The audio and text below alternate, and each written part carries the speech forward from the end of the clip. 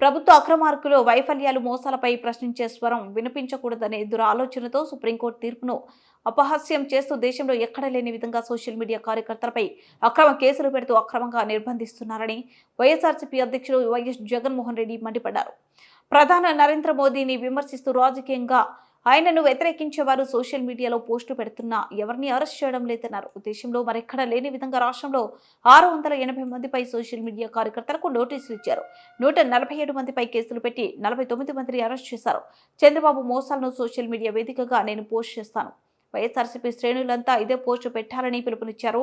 ఎంతమందిపై కేసులు పెడతారో చూద్దాం. ఆ కేసులేవో నాతోనే మొదలు పెట్టండి. చంద్రబాబు నేను ఒకటి అడుగుతున్నా, ఇదిగో నీ మోసం. ఎన్నికల వేళ నువ్వు చెప్పినావు ఇది చేస్తాను అని. ఇదిగో నీ సూపర్ 6. దీనికి కావాల్సిన బడ్జెట్ ఇది 74,000 కోట్లు. నువ్వు చేసినది మోసం కాదా? నువ్వు చెప్పినది అబద్ధం కాదా? నీ మీద 420 కేసు పెట్టకూడదా? ఆర్గనైజ్డ్ క్రైమ్ ఇది కాదా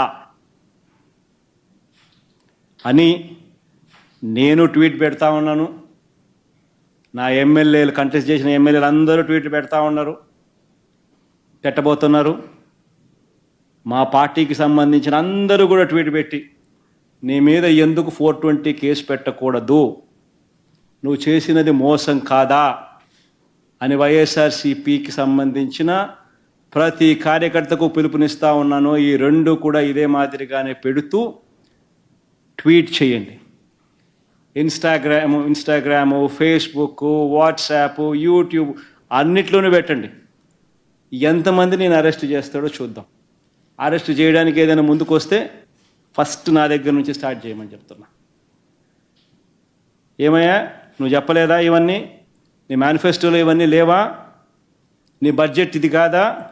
నీ బడ్జెట్లో కేటాయింపులు, వీటికి సంబంధించిన కేటాయింపులు ఇవి ఉండాల్సింది కాదా? మరి ఎందుకు కేటాయింపులు చేయలేదు? చేయనందుకు, మోసం చేసినందుకు, అబద్ధాలు చెప్పినందుకు నీ మీద 420 కేసు ఎందుకు పెట్టకూడదు అని ప్రశ్నిస్తూ రాష్ట్ర వ్యాప్తంగా ప్రతి ఒక్కరిని కూడా ట్వీట్ చేయబోతున్నాం.